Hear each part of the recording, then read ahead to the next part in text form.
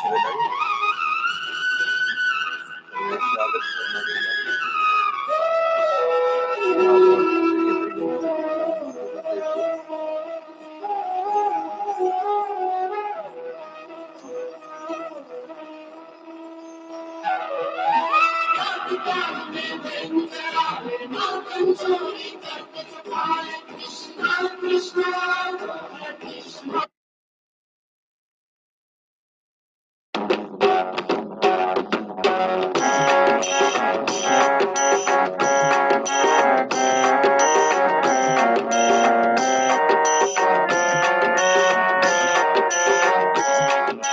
श्री कृष्ण गोविंद हरे नारायण वासुदेव श्री कृष्ण गोविंद हरे मुरारी नारायण वासुदेव एकमात्र स्वामी सखा हमारे एकमात्र स्वामी सखा हमारे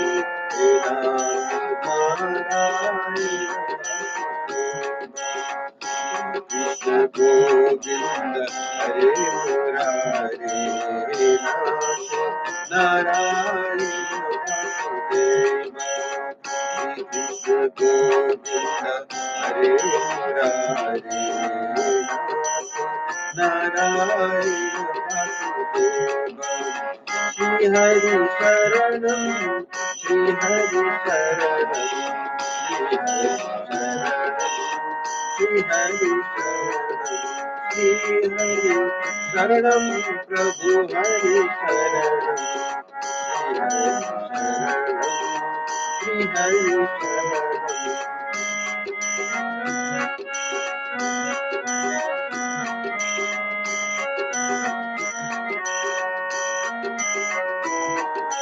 श्री हरि शरणम प्रभु हरि शरणम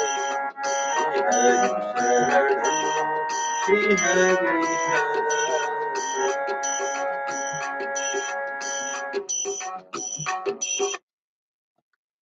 जय श्री कृष्ण जय श्री हरि यहाँहरु सबैलाई स्वागत छ नमस्कार यहाँहरु मसँग जोडिदै गर्नु होला म श्री हरिवंश पुराण सुरु गर्छु त्यसपछि हामी स्वस्थानी माता सुरु गरौँला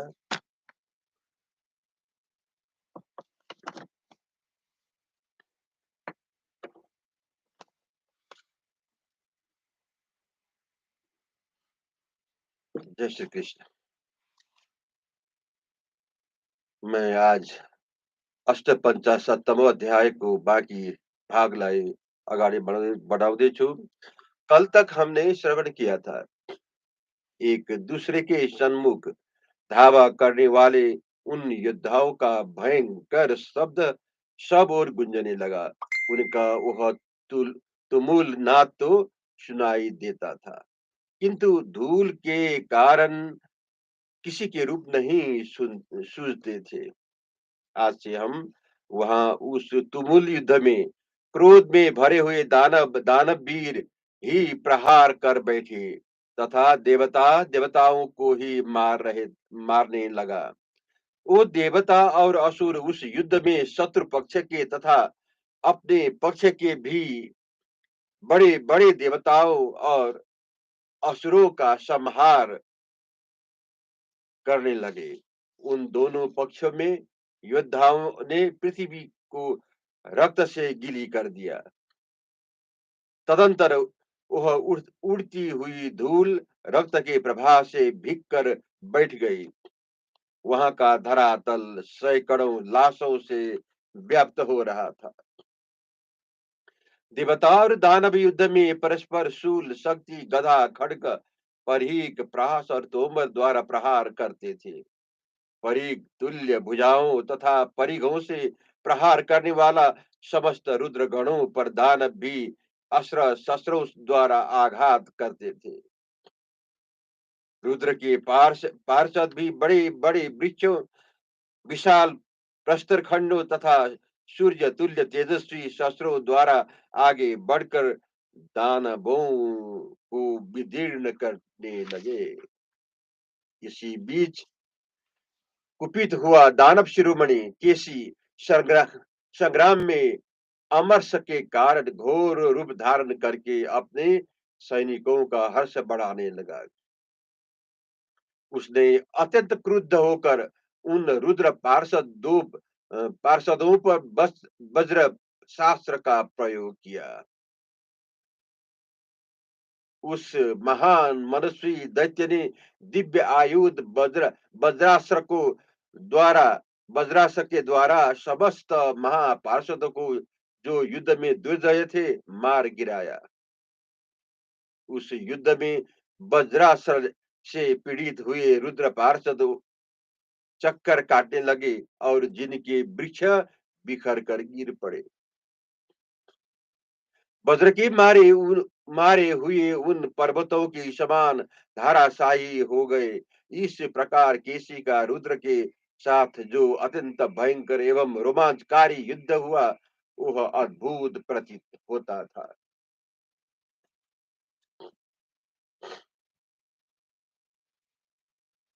अब मैं दूसरे अध्याय 59 अध्याय प्रारंभ करने जा रहा हूँ। इसमें आज हम वृष पर्वा और निष्कुंभ नामक विश्व देव के तथा प्रहलाद और काल के घोर युद्ध का वर्णन करूंगा। वैश्य पायन जी कहते हैं, जन्मेजय दैत्यराज वृष पर्वा ने अरुण सूर्य के समान कांतिवान तथा अद्भुत दिखाई देने वाले निष्कुंभ नामक विश्वदेव के साथ युद्ध किया। उसकी मुखाकृति क्रोध से व्याप्त थी। वो अपने उत्तम धनुष को बारंबार खींच रहा था। उसने शत्रुओं के धनुष को देखकर तुरंत अपने सारथी से कहा, सारथे, ये देवता एक साथ होकर समर भूमि में हमारी सेना का संहार करते हैं। अतः तुम मेरे रथ को तुरंत पहले यहीं ले चलो। समर भूमि में अपने बल पौरुष की प्रशंसा करने वाले इन देवताओं से मैं युद्ध में वध करना चाहता हूँ,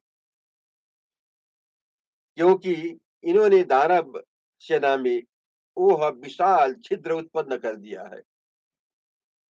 तदंतर वेगशाली घोड़ों से युद्ध रथ के द्वारा वहां उपस्थित हो रथियों में श्रेष्ठ महान असुर वृषपर्वा ने क्रोध पूर्वक शत्रुओं पर बाण समूह द्वारा प्रहार आरंभ किया। उस समय देवता उस युद्ध में खड़े भी न रहा सके, फिर युद्ध करने की तो बात की क्या है। विस्परवा के बाणों से विदीर्ण होकर सबके सब वहां से भाग चले।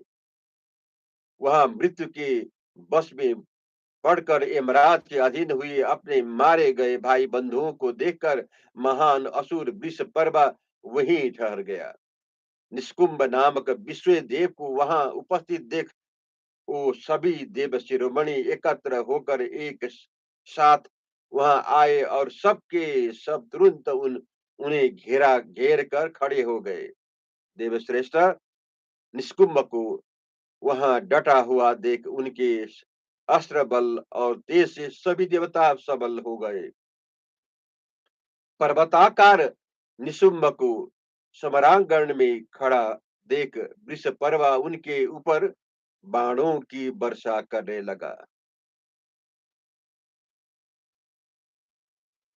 ठीक उसी समय उसी तरह जैसे देवराज इंद्र जल की धाराओं से पर्वत की आच्छादित करते हैं, अपने शरीर पर पड़े हुए उन बहुसंख्यक बाणों की कोई परवाह न करके महाबली श्रीमान निष्कुंभ युद्ध के सुहाने पर सेना सहित डटे रहे। उन महा तेजस्वी विश्वदेव ने युद्ध क्षेत्र में हंसकर पृथ्वी को कंपित करते हुए से बड़े वेग से वृष परिवार पर आक्रमण किया। धावा करते समय वो तेज से दीप्तिमान हो रहे थे। उस समय उनका रूप प्रज्वलित अग्नि के समान दुर्धर्ष हो रहा था। वो महातेजस्वी निस्कुंभ रथ को त्याग कर अत्यंत कुपित हो उठे। उन्होंने एक बहुत ऊंचे और विशाल ताल वृक्ष को उखाड़ लिया। तत्पश्चात निस्कुंभ ने वृक्ष प्रभा पर उस वृक्ष को दे मारा। किंतु उस पराक्रमी दानव ने एक ही हाथ से उस विशाल वृक्ष को पकड़कर बड़े जोर से सिंहनाद किया और उसे घुमाकर उसके द्वारा सवारों सहित हाथियों, रथों सहित रथियों एवं बहुत से देवताओं को मार गिराया। समरभूमि में कुपित हुए प्राणहारी काल की समान विषपर्वा ने परवा से पाला पड़ने पर सब देवता भाग खड़े हुए। देवताओं को भय देने वाले उस कुपित दानव को आक्रमण करते देख निस्कुंभ को बड़ा क्रोध हुआ और उन्होंने धनुष लेकर बड़े जोर से सिंहनाद किया। उस महापराक्रमी निस्कुंभ ने तेज धार वाले 30 मर्मभेदी बाणों द्वारा दानवराज विष परवा को घायल कर दिया तथा दैत्यराज विषपर्वा ने भी भयंकर बाणों और शक्तियों द्वारा निष्कुंभ निष्कुंभ को घायल कर दिया। घायल होने पर वो रणभूमि में खड़े खड़े बहुत रक्त बहाने लगे। फिर तो विषपर्वा के भय से उद्विग्न हो केश खुले दर्पहीन एवं पराजित हुए समस्त देवताओं लंबी लंबी सांस खींचते हुए वहां से भाग चले। विषपर्वा से डराए हुए देवता भागते समय एक दूसरे को कुचल डालने डालते थे और भयभीत हो पीछे की ओर मुंह फेरकर बारंबार देखते जाते थे। युद्ध कुशल विषपर्वा ने उस समय संग्राम में निस्कुंभ को उन सब सैनिकों को हथियार नीचे डालने के लिए विवश कर दिया था। उसी युद्ध में लाल नेत्र वाले हिरण्यकशिपु कुमार महापराक्रमी प्रहलाद काल के साथ युद्ध कर रहे थे। उन दानवीर प्रहलाद के लिए युद्ध युद्ध काल में विजय दिलाने वाली सारी क्रियाएं शुक्राचार्य वही शीघ्रता के साथ संपन्न की थी। उन्होंने अग्नि को घी की आहुति से तृप्त किया और बाणों को मस्तक झुकाया। उस समय उस उनके होमे हुए घृत की सुगंध लेकर मंद मंद सुगंधित वायु चल रही थी। साक्षात शुक्राचार्य प्रहलाद के उत्तर मस्तक पर विजय के लिए अभिमंत्रित किए हुए नाना प्रकार के विचित्र पुष्पहार बांधे थे। युद्ध परायण अतिशय पराक्रमी महात्मा प्रहलाद के काल के साथ होने वाले संग्राम में भृगुनंदन शुक्राचार्य ने शांति कर्म का संपादन किया। महात्मा शुक्राचार्य के 10,000 शिष्य थे जो दानव वीरों के लिए परम उत्तम सुख शांति की प्राप्ति के निमित्त जप करते थे। उन्होंने दानवों को लिए अथर्व वेद के अनुसार परमात्मा की स्तुति से युक्त और रण प्रवेश के अनुरूप विजय साधक दिव्य कर्म का भी अनुष्ठान किया था। तदंतर संपूर्ण असुरों के ज्ञाता युद्ध युद्ध में कभी पीछे न हटने वाले विद्वान तपस्वी स्वस्ति वाचन आदि मंगालिक कृत्य से संपन्न धनुर्धर तथा कवचधारी दानवों ने बड़े वेग से उछल कर राजा बलि का सम्मान करते हुए प्रहलाद को चारों ओर से घेर लिया। जय श्री कृष्ण। जय श्री हरि।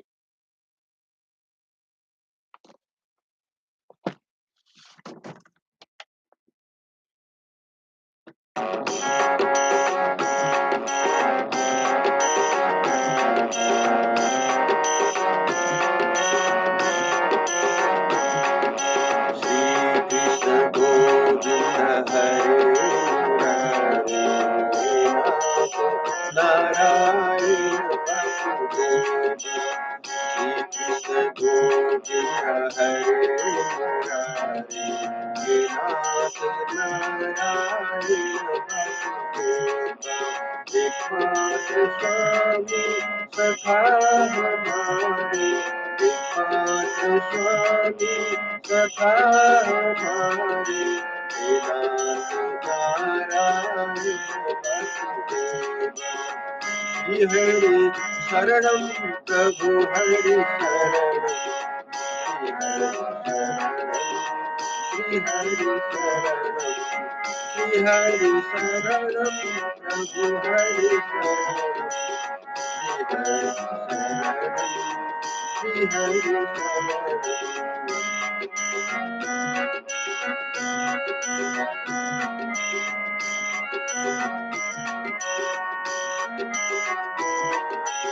श्री हरि शरणं प्रभु हरि शरणं, श्री हरि शरणं, श्री हरि शरणं, श्री हरि शरणं प्रभु हरि शरणं, श्री हरि शरणं, श्री हरि शरणं।